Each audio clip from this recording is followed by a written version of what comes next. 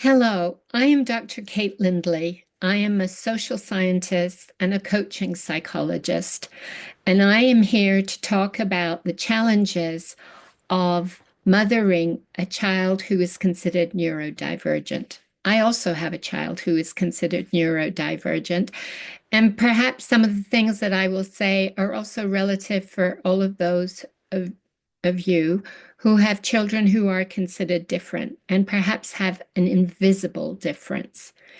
And it is this invisible difference that makes the difference when it comes to mothering.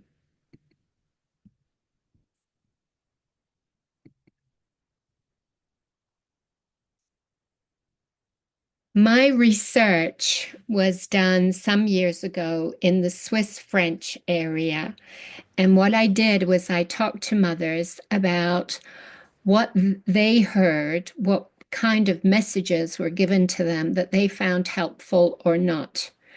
And so I will talk to you about that and the effects that that way of talking had on the mothers, what it did to the mothers, and how they found strategies to change their situation, perhaps to turn it around. In every case, they transformed themselves.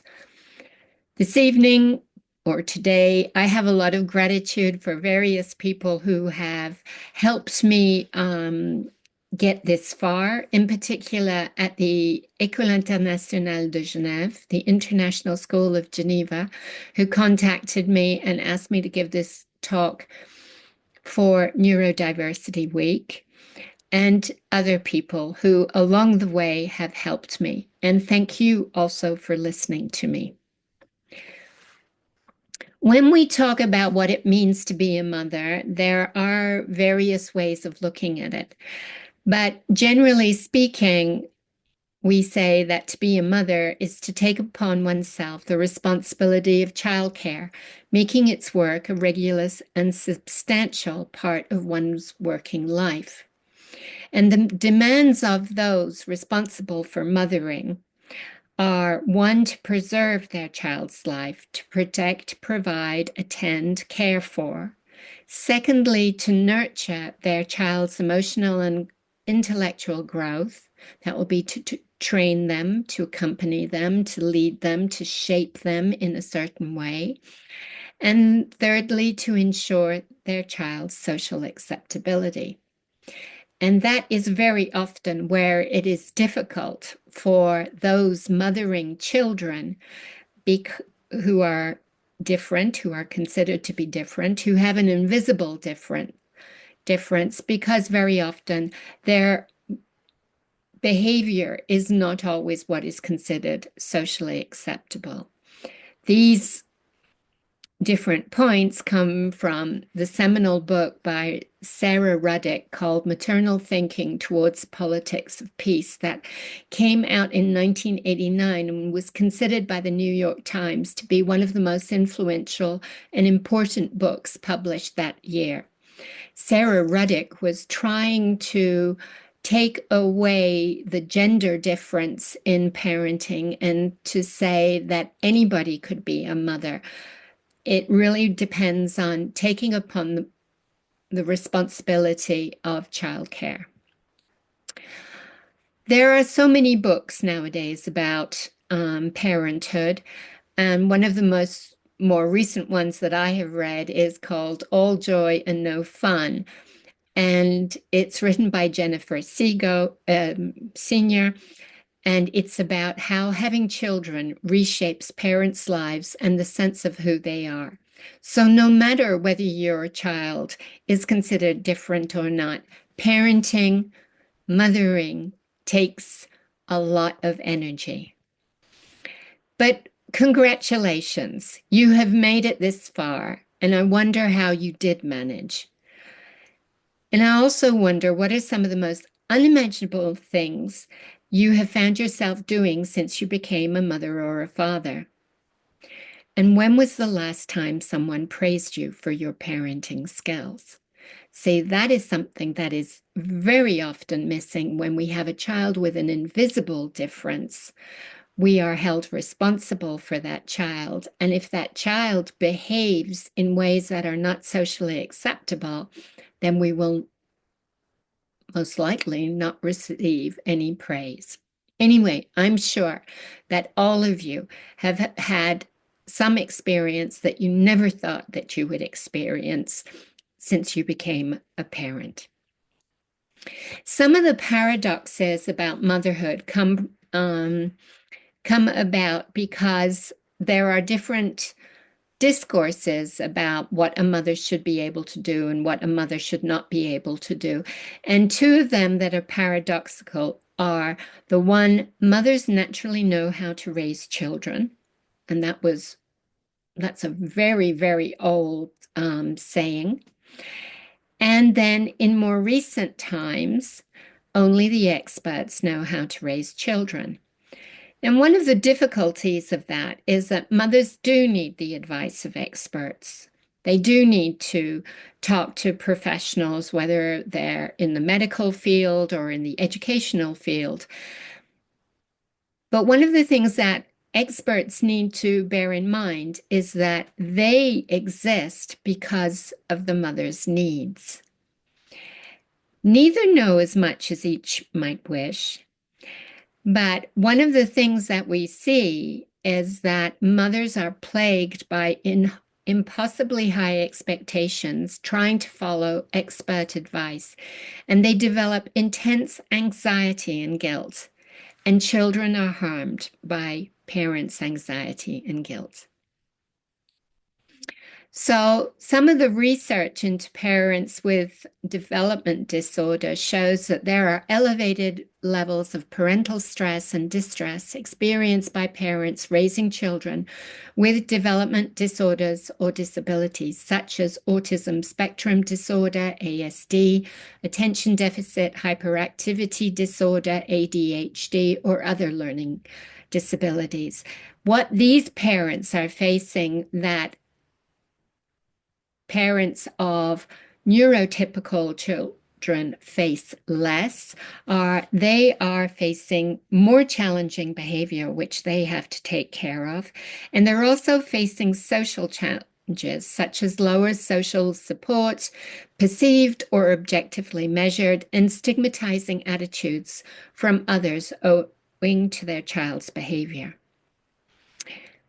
In another piece of research, it was shown that parents of different children have a number of stress factors in their lives, one being financial hardship, then strained emotional relationships within the family, very often between spouses or between the parents of the child. They have modified family activities and goals. In fact, some people say when a child is disabled or considered different, so is the family. They have a restricted social life. They have time restrictions caused by care demand, and they have more contact with professionals, which can bring about frustration, disappointment, and anger. And then there might be mourning and depression that they are dealing with because they have a child who is considered different. My research into motherhood was done during my doctorate, which was an autoethnographical study of my maternal experience, focusing on written letters, reports, diaries, and journals.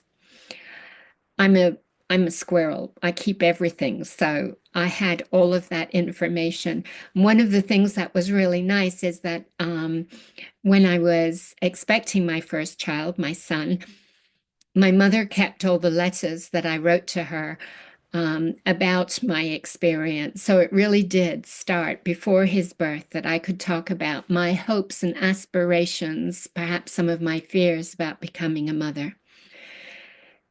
And because I wanted to understand what mothers in general were experiencing, I interviewed 5 mothers in the Swiss French area with children diagnosed with ADHD. And my study also involved a critical analysis of dominant cultural discourses in society, their leading proponents, and their long-term effects on mothers. So when I interviewed these mothers, and there's lots to say about interviewing mothers, um, is that, for example, mothers are used to telling problem-saturated stories about life with their different children. And so they usually tell you, from birth right through to where they were in the present time about what had happened, all the challenges that they had faced. And I was asking for something different, and I really was terribly pleased that everybody um, met more than met my expectations. And these were the questions that I asked them. So I had just three basic questions, which were, what messages have you received that have helped you in your role as mother? And of course, I would follow up. Who told you? Who told you that? What did it do for you? And so on. And then, what messages have you received that didn't help you, and how did you react? And the reactions were really important to me. I wanted to know whether they had resisted those messages or whether they had had different forms of messages. And as you will see from what I'm going to show you, they did. And then I also asked, what skills and characteristics have you developed since becoming a mother? And that again, it was really important to me that the mothers had a good time while they were being interviewed, and I succeeded. So this is what I found, that over this period of time, and if we have on one axis the level of confidence that they had as mothers, and the other axis is on the time. They told me about happy times when their children were very young.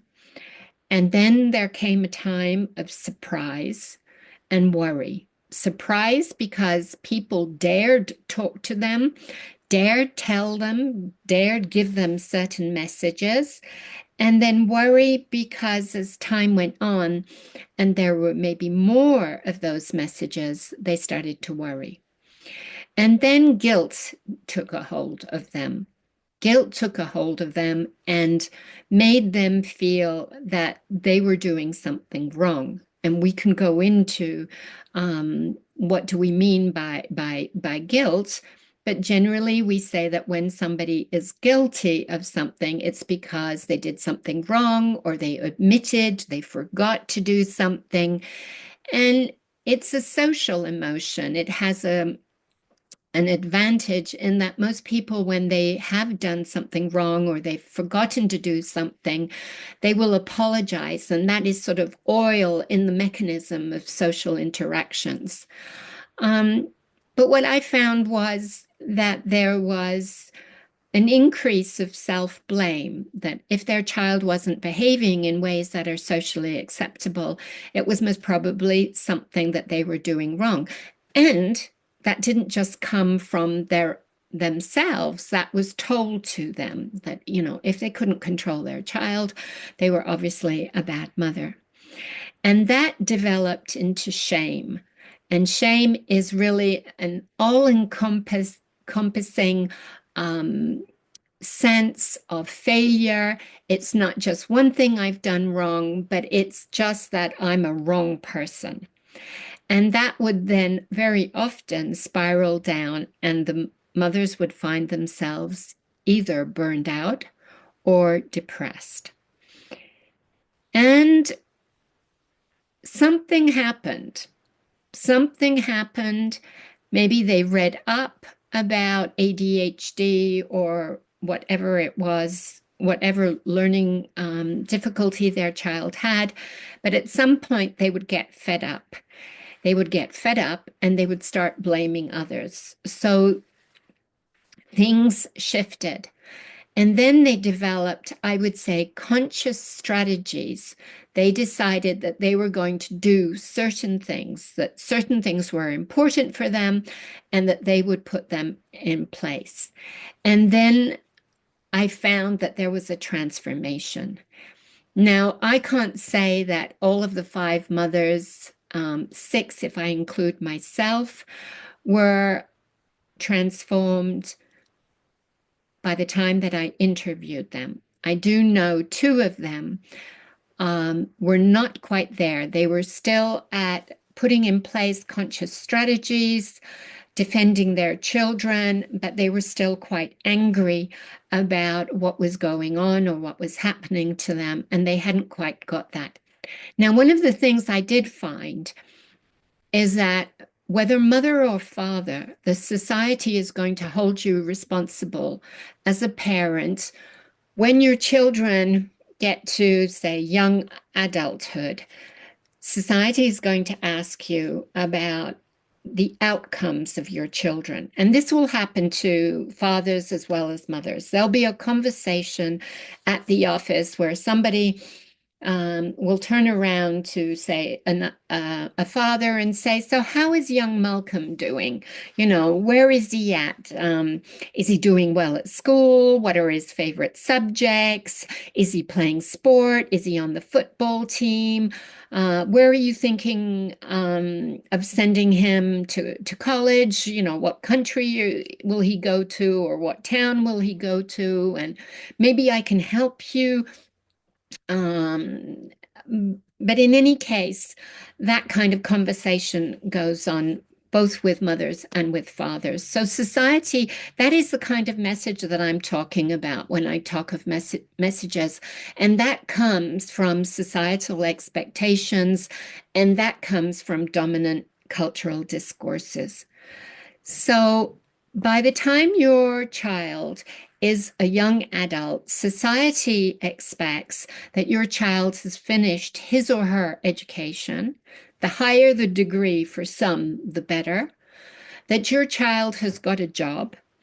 And again, you might expect your child to be working for a UN agency, a nonprofit organization, or a Fortune 500 company, or you might expect him or her to be an entrepreneur working at their startup. But in any case, their possibilities, the opportunities that are open to them should, in a lot of parents' views, stretch them and lead to a good career and good financial benefits and so on. And thirdly, they should be in a long-term romantic relationship.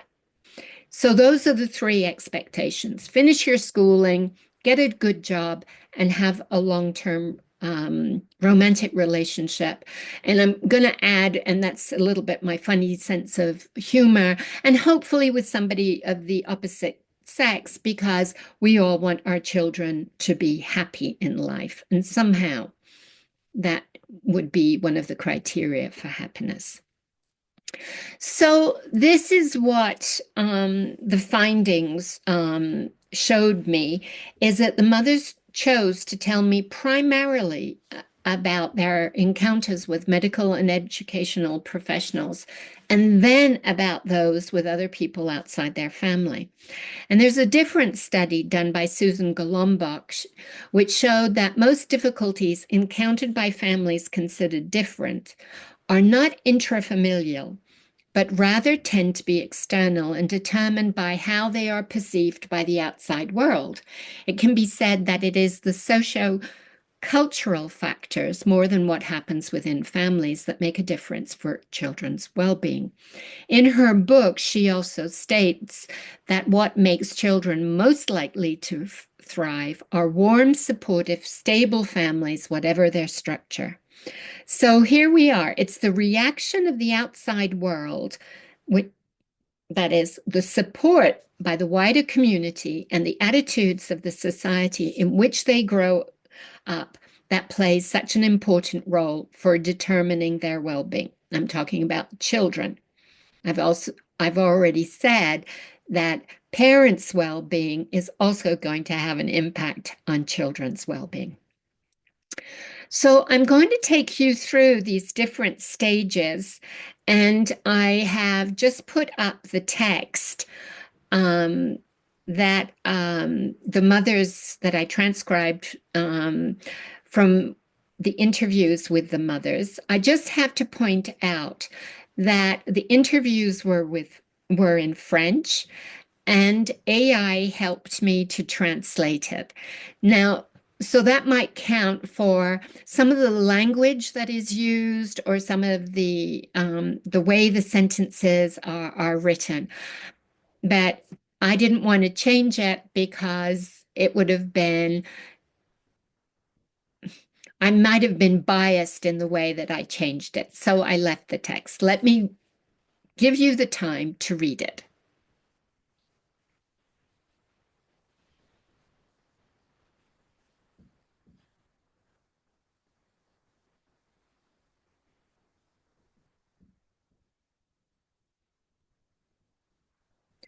Okay, I just have to say that we are, at least I am, in Switzerland, and Vaud is one of the VAUD is one of the states in the Swiss French area. So those were the happy times. And then came the time where there were surprises, and those surprises turned into worries. I'll let you read this.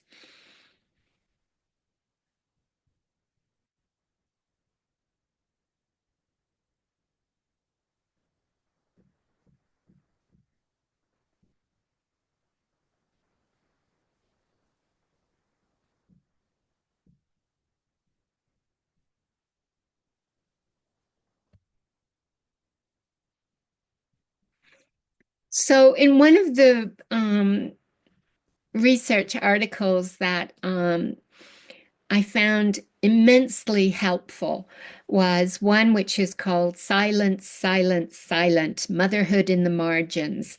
It was done in Australia. And what the two researchers, authors found is that mothers were silenced. And this research was done with mothers who have children with ADHD. They were silenced. They were not given the opportunity to speak. And when they do speak, they are not heard. So then perhaps becoming silent is a reaction to the fact that they are not heard. But the second point was they become silent of their needs. They feel that they cannot tell the truth of their experience or ask for assistance. And I know that many of you are silent about what your child does and how your child behaves and what it's actually like to be at home, in your home, with a child who has challenges that being neurodivergent bring. And then the third, which I found particularly, I would almost say heartbreaking, was the silence. What they do not hear because it is not said to them. There is little positive appraisal of their mothering or positive feedback about their children. And I find that incredibly difficult. And having had a beautiful blonde, curly haired, blue eyed child who was full of energy, I did hear positive things in the beginning, which I remembered. The third stage was self blame and guilt, and I'll let you read it.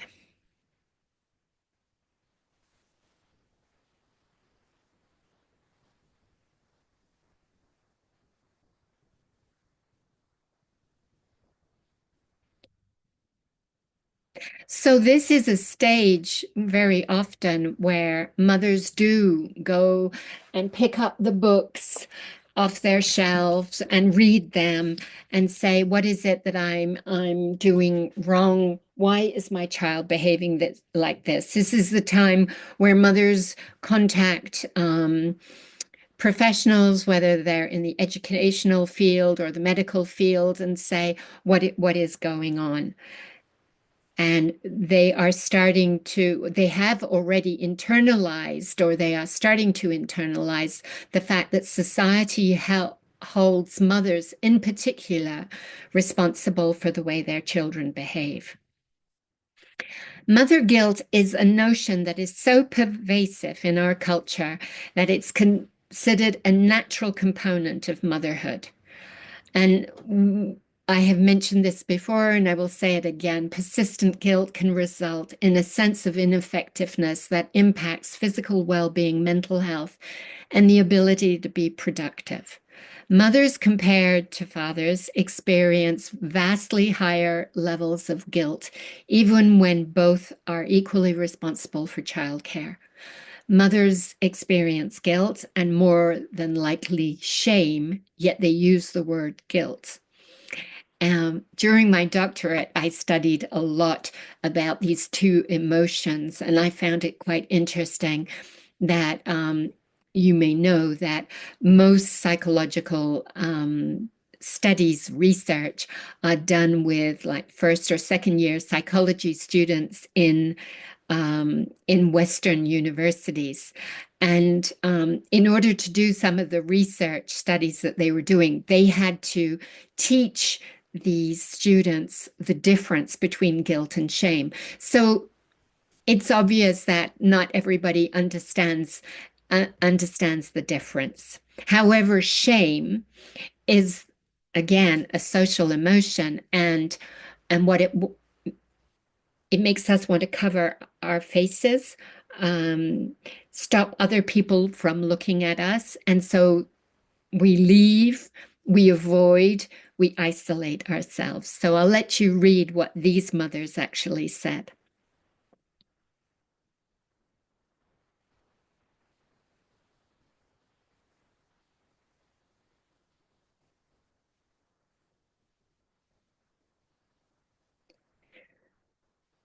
In the second example, the mother who was telling me this story, she was telling me this story because she had started her child on ADHD medication, and she was so scared that she would be found out by this neighbor, and that she did not stick up for the other mother. So shame is a consequence of blame. And mother blame, I am pleased to say, is now a recognized term in research. Psychology has done its fair share of inventing and perpetuating mother blame, picking up from philosophers such as Jean-Jacques Rousseau. And I talk about Jean-Jacques Rousseau because he lived in Switzerland. Um, Jean-Jacques Rousseau wrote a very well-known book. I can't find it right now in my bookcase, but a well-known book about education, um, or Emile. So it has a double title. His book was published in 1762, and what he was doing was he was telling mothers how to bring their children up. Now, if you live in the French speaking area of Switzerland, you will hear very much about Jean-Jacques Rousseau, and he's claimed to be such a wonderful philosopher. Very few people know that he actually married his female servant, Thérèse, and they had 5 children, and all 5 children were placed in an orphanage. Jean-Jacques Rousseau was said to have written that a man cannot be a man unless he has a woman serving him. And obviously cannot be a man, according to Jean-Jacques Rousseau, if he has children running around him making noise.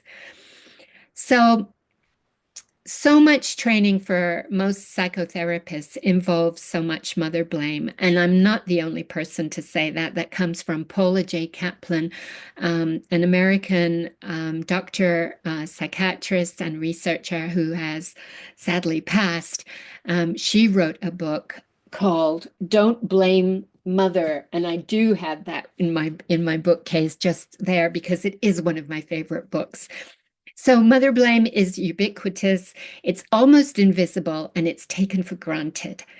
And here is the thing about it. It's internalized by mothers, and it has dramatic mental health consequences. Some of the ideas that stick or have stuck in the media, in the press about mothers. Um, And one of the things that I heard and I saw in reports about myself that I was an overprotective mother. And that term comes from the child guidance movement in the USA in the 1920s, which promoted the development of this concept of maternal pathology. And it was the psychiatrist David Levy who claimed that the problem mother was the overprotective mother, and these mothers' high degree of responsibility resembled an obsessional neurosis. The distant mother, you may have heard about that, was created by Bettelheim in his book about children with autism. And that pathology was also known as maternal rejection, and it was considered the second major cause of troublesome children. And so you had this, and what I found so interesting is that you couldn't be either or. You were either overprotective or you were a distant, cold refrigerator mother. But those are ideas that still stick and that will be repeated in the media quite often, even these days. So let's move on, and I'll let you read about burnout and depression that mothers experienced.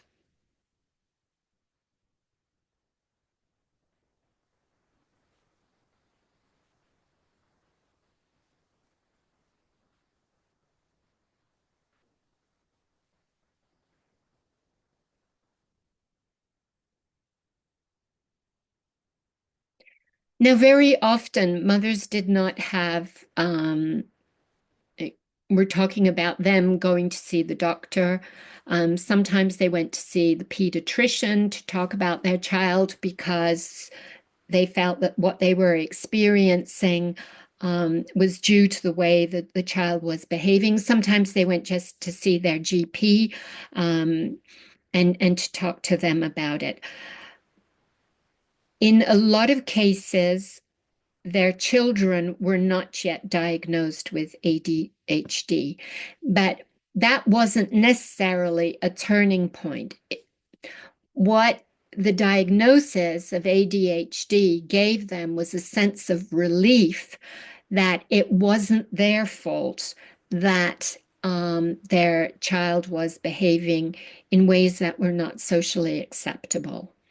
Um, and when we hear that, we can understand why it is that some mothers, whether they are overprotective or whether they are distant mothers, they are looking to professionals, to experts to tell them, is there something else beyond everything that they are doing to take care of their children, to educate them, and so on?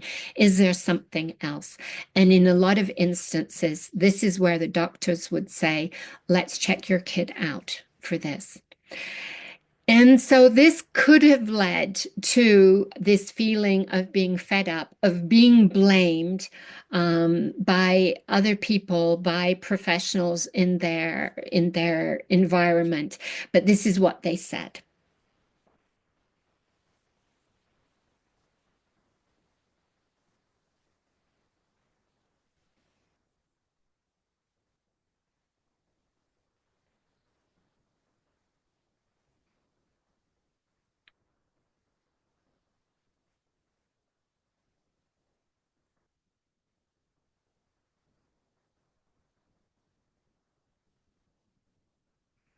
So here you can see that the mothers, their reactions were signs of resistance. They no longer wanted to be blamed. They might be blaming other people for perhaps not picking up on the diagnosis, on the difference, for not being empathetic or compassionate towards them. Um, in any case, this was this for me was more the turning point in the way that they were talking and talking to others. Um, I'm also a narrative therapist. And in narrative therapy, we explore the ways that people resist being defined by others. Um, other researchers have talked about how it is that these discourses in society tend to position people in ways that they do not agree with them. I do not agree with being positioned as an overprotective mother. I think I am a caring mother, but I do not think that I am an overprotective because that has negative connotations. But if it was positive, I would definitely agree to, I would prefer to be that than to be a cold refrigerator mother. So these ways, what these women were telling me were these were the ways of reclaiming their lives and maintaining their dignity. And that is so important. If we think about the effects that they were experiencing, that they were having mental health issues, it was so important to talk to them and give them the opportunity to tell me how they had stood up for themselves or stood up for their children. So this is where it came about that they started implementing strategies. Now, I'm not um, wishing to promote any particular method, but this is what they talked about.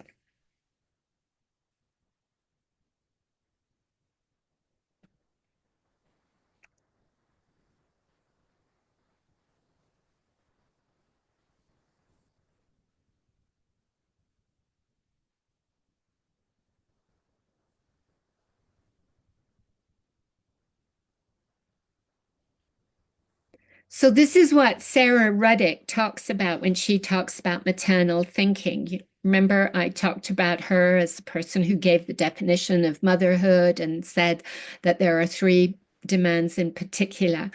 Um, Sarah Ruddick's book is really about how mothers have to think. Um, they have to reflect. So, for example, we could say to mothers, you know, you have to pick your battles. Um, so, if they are, say, faced with a messy room, and are, they will be debating perhaps in their heads about what it is that they need to do about this. If they tell their child to clean up his or her room, are they teaching their child skills that the child will need in life? Are they dictating how things should be? Shouldn't they be leaving the child to decide what he or she can do in their own room? Um, so, so these are things that are continuously going on. These are the kind of things that Sarah Ruddick called a particular type of maternal thinking.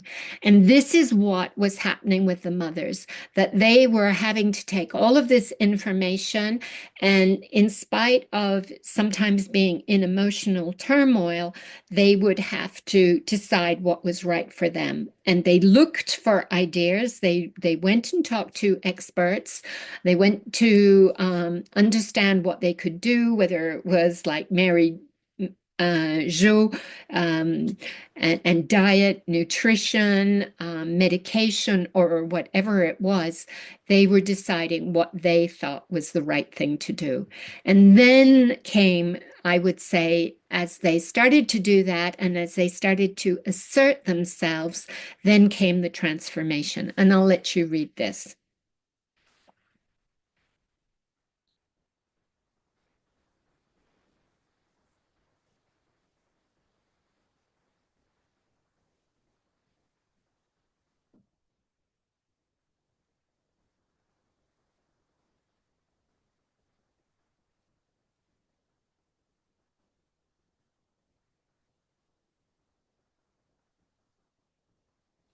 So you see, there we have the last mother saying she started to position herself in a way that was preferable to her. She wanted to be an adult among adults. She wanted to have her word. So Here's the question for you. What is some of the best advice you have received from an expert or from another parent? Um, what is it? What are some of the things that you decided? That question isn't written up there, but what are some of the things that you decided that were important for you, and that after you'd mulled over the different advice that you had received, you decided this was what was right for your family, for your child, for your home? Maybe that is advice that you need to pass on to another parent. And then when you think of the advice that you have received from experts, um, what is it that you think that they need to know about parenting a neurodivergent child? Um, I would almost find this interesting to do as an exercise. Perhaps you'd want to write to your child's doctor about what it is like living with a neurodivergent child, what it means for you. And I'm sure that if you did that, we would be able to read about all your parental expertise. There are many doctors I have spoken to who say it is just amazing what parents of neurodivergent children actually go through and learn and put into practice. They have a far greater range of parental expertise than the parents of neurotypical children. So now I want to talk to you about some of the ideas that I have. Um, I have written a book which has the unfortunate title, Why Did I Want to Be a Mother? I understand it's not the greatest book to have on your bedside table that your children can see. In French, we called it differently. We called it The Apprenticeship of Motherhood. And that is the main idea, that motherhood is an apprenticeship. And your first apprenticeship is valid for everybody. When we become parents, we might have read a book, we might have some knowledge about it, but actually very little. There's one researcher who wrote in her book, um, Trudell Thomas is her name. She wrote that she does a course at an American college, and she asks her students what they know about parenting. And she says they have very romantic ideas. They don't really have a clue. So some of us did have more of a clue, some of us didn't. But in any case, it's an apprenticeship. And your second apprenticeship is learning how to be the mother or the parent of a child who is neurodivergent.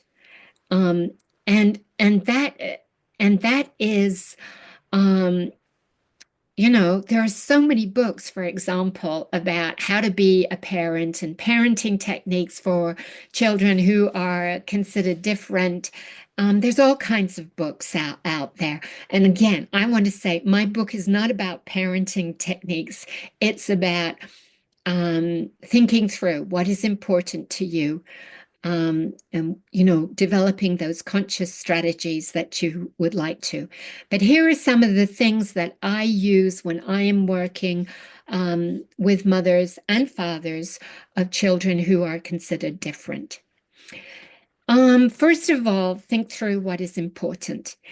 Now, I'm an empirical scientist, so that is that I start from the detail and work my way up to generalizations. So what I invite people to do, and also it's quite common in narrative therapy, is we take time to review the events that have happened, and ask yourself what I liked, what I disliked. Ask yourself why it was that you liked something. What did that represent to you? What did that mean to you? So what happened? Why did you like it? And if something happened, for example, a teacher called you up and said, I'd like you to know that we've decided to put this in place for young Malcolm. Um, and that you found that so wonderful, such a relief, so supportive. What would you call that? And then we look at the word as a concept, if you like, that we would say, what is that? What is important to you, and what name you would give that? And maybe you would say to me, that's support. Maybe you would say that's respect. Maybe you would say that's somebody else being responsible for what is his or her domain. Decide how you want to call it and how it should be shown. And that is important, because then you will see how your values will be guiding you in your behaviors as well. Um, I think it's really interesting that in 2005, one of the books that I really enjoyed reading was Judith Warner's book, Perfect Madness, Motherhood in the Age of Anxiety. And she really showed how mothers internalized the messages from society. It's very much US based, as is the second book. But in any case, what she was doing was she was saying it's quite a it's quite a normal, or let's say it's quite um, a habitual thing that mothers suffer from anxiety that goes quite closely together with guilt. Um, and so in 2005, she was writing about that, and she was saying, look, society, this is what's going on. This is what is driving these societal messages, and this is what mothers are internalizing. And then I just thought it was kind of fun that Mel Robbins has recently published her book, The Let Them Theory. Um, and I just think here we are. We're finally coming to grips with this. And I also have to say that listening to Mel Robbins recently on a podcast, I learned that she has ADHD. Tell the others what you want and why it is important to you. Be open to getting what you want in a different way. Now, I have heard a lot of mothers say to me that they are being told off because one day they want this and the other day that they want that, and maybe that um, um, experts might call that cognitive dissonance or ambivalence or whatever it is. But yes, there are certain things. There are more than one thing that we would like when it comes to our children or the way that we parent our children. And it's really important that you say. So if you've done that work on what it is that is important to you, you will find it easier to assert yourself and tell others what is important. Learn to say no. So don't volunteer to do the stuff that you don't want to do. Tell people. You can tell people if you're close to them and you trust them. You can tell them, I'm really sorry. I've just got too much on my plate. I can't take on anymore. I'd love to help out, but I can't. Or you might say, I'm not sure. I have to check our schedule. There's a lot going on. Not sure if we'll be around that week. The kind of niceties that we say to people. And I chose this photo because very often, sometimes the words don't come to us, and all we can do is sort of say no with our body language. And when I talk about telling the others, tell the professionals as well. Little Johnny isn't doing his homework. It's become a real problem in the evenings. I need your help. What can we do? Um, Again, there's a lot of research that talks about that. Ask for help before it gets too difficult.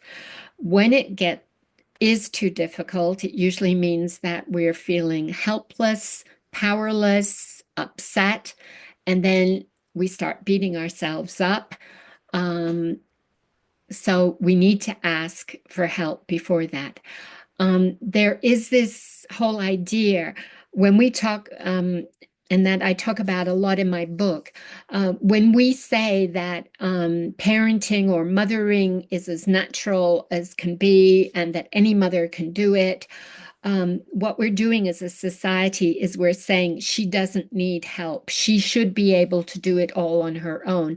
And of course, social media today isn't helping parents because there will always be videos showing mothers doing it all by themselves. But I am happy to say that there are a whole lot of Instagram videos, YouTube, videos of mothers who are really talking about not being able to do it all by themselves.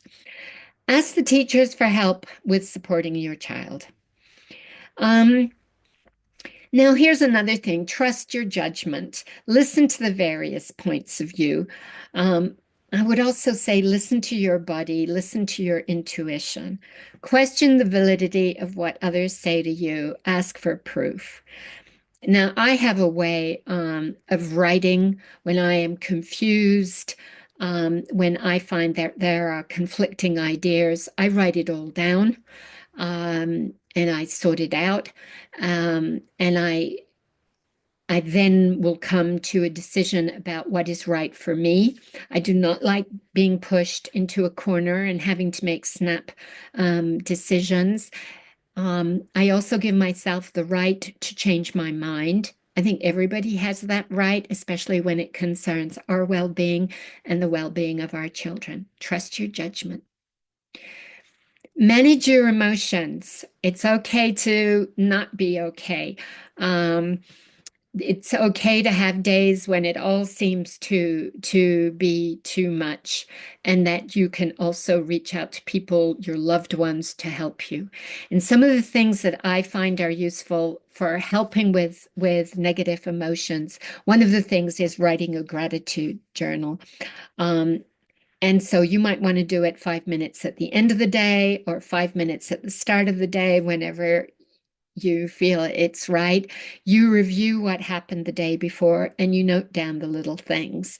Now, sometimes they say you should write down a minimum of 3 things, and people will come back and say, look, I did 3 things per day. Um, but what is really good about that is that as you remember, for example, going for a walk with the dog and the fun that you had, and those feelings, you will feel them again, and that is going to do you good.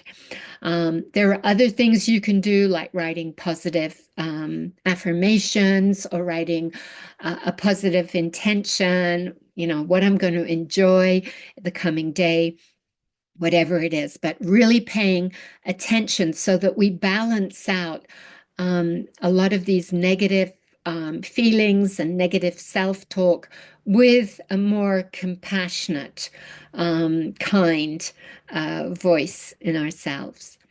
Talking about compassion, um, I highly recommend mindfulness.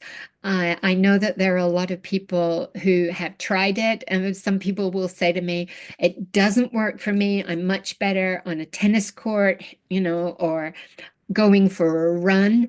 But whatever it is that you do, is it's really good to be in the present moment. So, if you're going for a run, um, maybe you can free your mind up. Maybe if you're playing tennis or whatever it is that you're doing, that you're here in the here and now. You're in the present moment and you nail your attention to the present moment. And that is going to give you a break from everything else that is going on. And you can find space to calm down. One of my favorite people is Tara Brach, and I listen very often to her YouTube talks and meditations. Take a self-compassion course. Self-compassion does include mindfulness. You can take an online 8-week course, one evening a week. And the whole idea is to learn to talk to yourself the way you would talk to someone you love. And one of the exercises in self-compassion is to think of, say a friend comes up to you and says, I had a really bad day, this happened, and I really flubbed it up and I just didn't do well. How would you talk to that person? You might want to write it down and you would say, oh, I'm sure you did the best that you could. I'm sure there was such difficult circumstances that it would have been difficult for anybody to do any better than how you did that.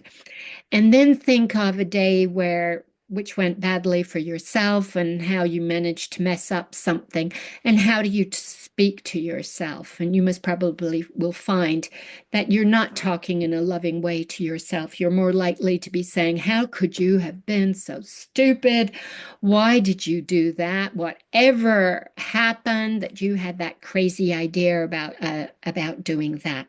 And so this is something that personally, myself also being neurodivergent, I have had to work on for years.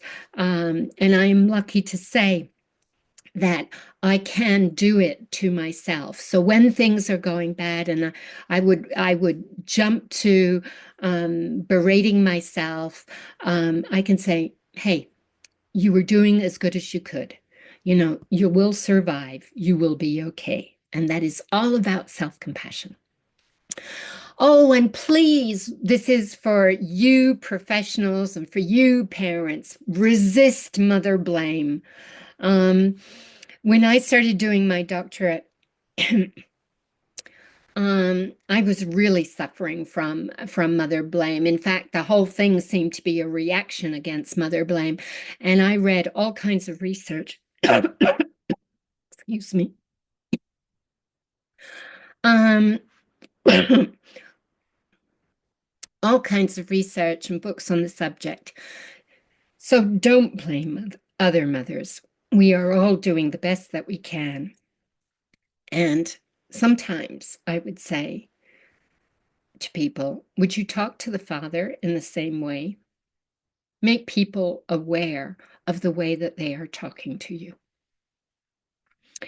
Um, Bernard Rimé, a Belgian social scientist who writes sometimes in English, but mainly in French, he says that we do not talk about negative experiences in three specific situations. One is when we have experienced an extremely traumatic event, we don't want to hurt others by telling them what has happened. In two other situations, it's actually people who stop us from talking. Um, so we know that others have a hard time listening to us. Excuse me, I should have taken a glass of water with me. When others have a hard time listening to us, like, for example, if we have a life-threatening illness or if we're unemployed, people do not like to listen to us. And thirdly, when we feel that we are at least partly responsible. And this makes it awfully difficult for parents to open up and to talk to people. It might make it really difficult for parents to talk even to psychotherapists, especially if their psychotherapists have been, well trained in parental or mother blame. So find somebody who you can talk to, who will be understanding about what you're going and can remain supportive and non-judgmental about it. And now I would like to ask you, what would you like professionals to do? And so when I did this speech at the École Internationale de Genève, one of the professionals said that she would like professionals to tell her why it is that the professional has a specialization in, say, autism or ADHD or Tourette's or whatever it is? Why did they gather that expertise? What was their personal motivation? But you might have other ideas about what you would like professionals to do. So this is what I have as advice. Um, be aware of how you contribute to mother blame.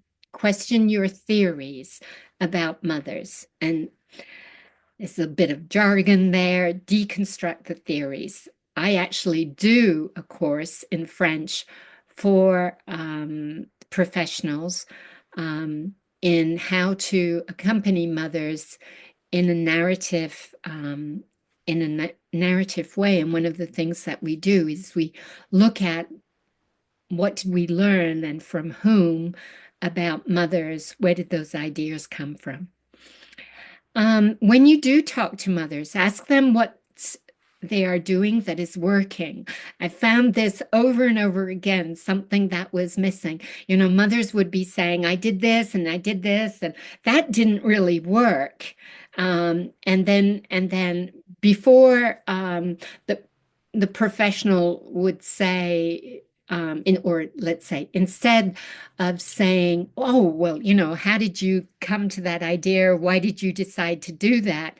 Um, the professionals would say to them, well, have you tried this? Or have you tried that? So ask parents how they came up with the idea, how it works, and when are the results best. I mean, this is such a scientific way of working, and it's so good. I tried this. For example, nutrition. I tried all kinds of things, and some things did work. Um, some things didn't work. So it wasn't a question of saying, I'm not going to pay any more attention to my son's nutrition. This is going to work, and this is not going to work. And if we're in society, if we're invited out, this is what we're going to have to do.